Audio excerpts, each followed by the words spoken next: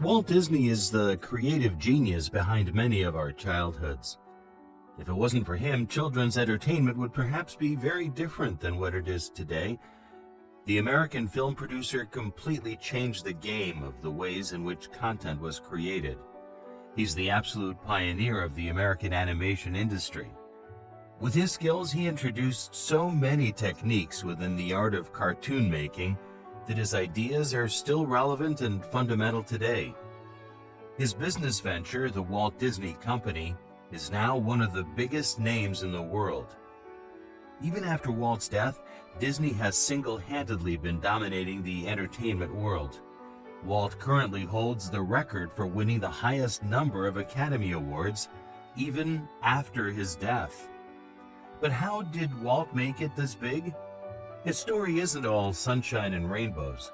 Bankruptcy, strikes, and lawsuits followed him everywhere he went. He was involved in several controversies that targeted him when he was at the prime of his career. We know that he managed to overcome all of this, but the question is, how? In 2019, the Disney franchise is worth $130 billion.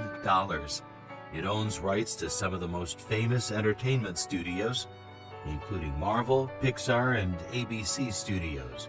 But to understand how Disney has taken over practically every popular means of entertainment, let's take it back a few decades to when Walt Disney started his journey. Walt was born on December 5th, 1901, to parents Elias and Flora Disney in Chicago.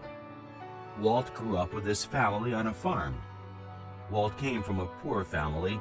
On top of that, he always had a strained relationship with his father, who is reported to have been very abusive towards Walt, his mom, and his sibling. Having no other escape, the young boy found solace in drawing and painting.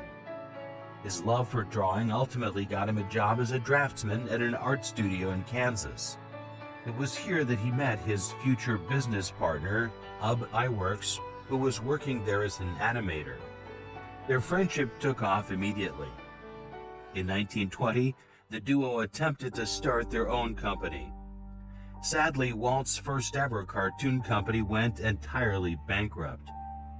Since Walt was drowning in debt, he decided to put the business on hold and started working at the Kansas City Film Ad Company.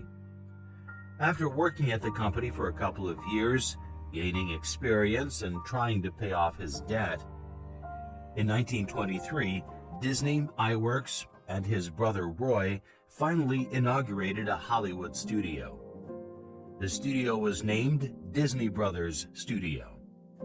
Since animation was a common passion for the three men, they went on to produce many animated films. The company's breakthrough came when it produced a short animated film called Steamboat Willie in 1928, starring the character who then went on to become the famous Mickey Mouse, the most loved Disney character of all time.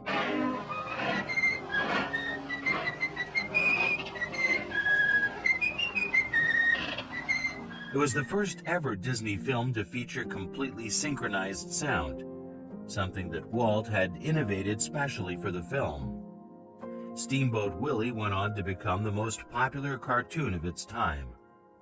Walt was seeing success as he had never seen it before, both personally and professionally.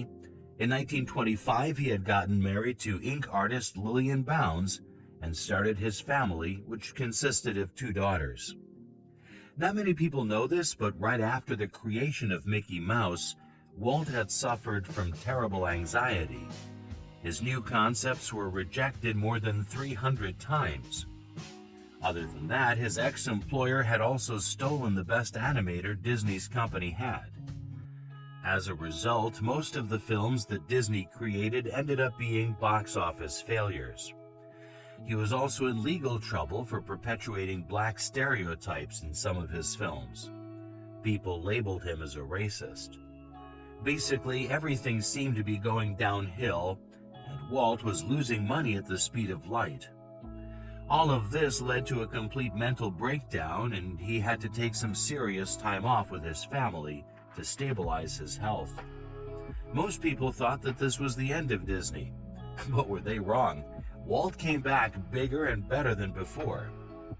In 1934, Disney started working on Snow White and the Seven Dwarfs, one of the most successful animated films the world has ever seen. This wonderful success was followed by films like Pinocchio, Dumbo, Fantasia, and Bambi, all being box office hits. This time period was termed as the golden age of animation solely because of Disney's work. Everyone now knew that Walt Disney was here to stay. Each of his films was different from the next. With constantly changing art, sound, and storytelling techniques, everything the Disney studio did took everyone by surprise. The studio started expanding throughout Hollywood, with new studios popping up every now and then. Sadly, during World War II, Disney's animators went on strike, which again put him under a debt of $4 million. It seemed as if whenever things were going well for Walt, something happened that would ruin it all. After the war, Walt had to rebuild his company, now named Walt Disney Studios, from scratch. In the 50s and 60s, Disney started airing regular weekly TV shows in addition to animated and live-action films. His shift from the big screen to the TV was discouraged by many. People thought it would lead Disney into further bankruptcy. But Walt took the gamble, and it paid off. His TV shows were a success, and with the profits, he was finally able to make his dream of a theme park called Disneyland a reality. Disneyland opened its gates to the public on July 17, 1955. It was the grandest opening the world had ever seen. It seemed as if the entire country was in line to get a taste of the magic Disneyland promised. But like every other Disney venture, the park faced difficulties in the beginning. The opening day was named Black Sunday by critics, reason being that many of the rides malfunctioned because of some technical issues and people were injured as a result. However, Walt didn't give up on his dream and rectified all of his mistakes. Now, you can't think of America without thinking of Disneyland. The park is one of the most famous places in the world. People now call it the happiest place on earth. Disney went on to create many different types of content. A benchmark of the company was the musical Mary Poppins, a story that Disney had been trying to create since the beginning of his career. Critics termed it as a magical experience. It was unlike anything that had ever been created. It was Walt's only live-action film at the time that won him a nomination for Best Picture during his lifetime. Along with this, he also won an Academy Award for the heartwarming film Winnie the Pooh and the Blustery Day. But sadly, most of the awards Disney won were after his death. On December 15, 1966, 10 days after his 65th birthday, Walt Disney died of lung cancer due to heavy chain smoking. After his death, his brother took over the company and tried to keep Walt's legacy alive. He finished all the plans that Walt had left behind, including films such as The Little Mermaid and the inauguration of Disney World, a whole new theme park. Currently, Disney has received 59 Academy Award nominations, out of which he won a grand total of 22. His films still hold immense cultural and aesthetic significance. Even after all these years, Disney remains a noteworthy figure in the history of film and animation.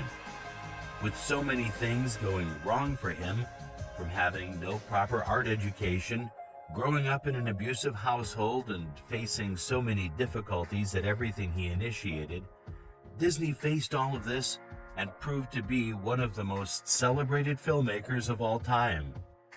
He contributed so much to the entertainment industry. There is hardly anyone who goes through their childhood without watching at least one Disney film. Several years have passed since Walt has taken his last breath, but the legacy he has left behind is still relevant for kids and adults alike.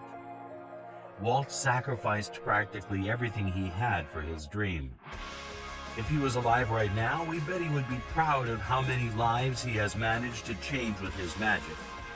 Aren't we glad we are alive to see how Walt Disney turned his disadvantages into his superpowers and impacted the world? His movies changed the lives of children, and his legacy will never be forgotten.